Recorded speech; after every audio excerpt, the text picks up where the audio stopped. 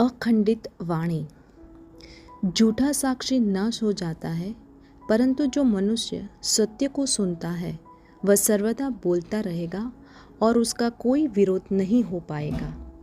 नीति वचन अध्याय 21 वचन 28 एम्प्लीफाइड अनुवाद से। शैतान को उसके खेल में हराने के लिए हमें पैटर्न यानी कार्यविधि का पालन करना चाहिए। प्रेरित पौलुस ने पवित्र आत्मा से प्रेरित होकर लिखा, क्योंकि हमारे पास विश्वास की एक ही आत्मा है। वह कौन है? यीशु। जैसा लिखा है, मैंने विश्वास किया इसलिए बोला। हम भी विश्वास करते हैं और इसलिए बोलते हैं। 2 कुरिन्थियों अध्याय 4 वचन 13 और 14। हमें भी वही बोलना चाहिए जो हम वचन के अनुसार विश्वास करते हैं।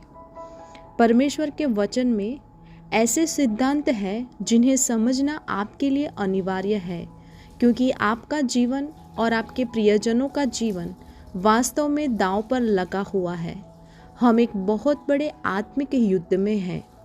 परमेश्वर ने हमें जो हथियार उपलब्ध कराए हैं उनका उपयोग करने में हम लापरवाह नहीं हो सकते।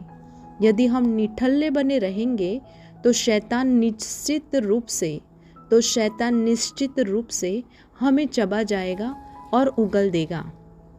यदि आप एक के बाद एक संकट का सामना कर रहे हैं तो इसका कारण रुचि की कमी हो सकती है।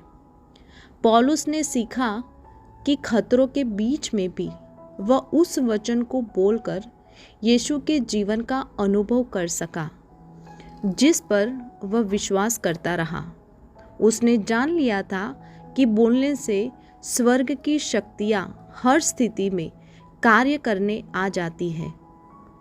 आप विश्वास करने के बाद केवल एक बार नहीं बोलते हैं, बल्कि बोलने से आपको विश्वास करने में मदद मिलेगी। क्या पवित्र शास्त्र यह नहीं कहता, विश्वास सुनने से और सुनना परमेश्वर के वचन से होता है? रोमियो अध्याय 10 वचन 17 के अनुसार। यदि आपको बड़े विश्वास की आवश्यकता है तो आपको वचन को और अधिक सुनने की आवश्यकता है। जैसे ही आप परमेश्वर का वचन जोर से बोलते हैं, आपके कान इसे सुनते हैं, जिससे वचन में आपका विश्वास बढ़ता है। परमेश्वर हमारे लिए इसे बहुत ही आसान बना देता है। विश्वास करना बिल्कुल भी कठिन नहीं है जब तक हम उसके पैटर्न यानी कार्यविधि का पालन करते हैं।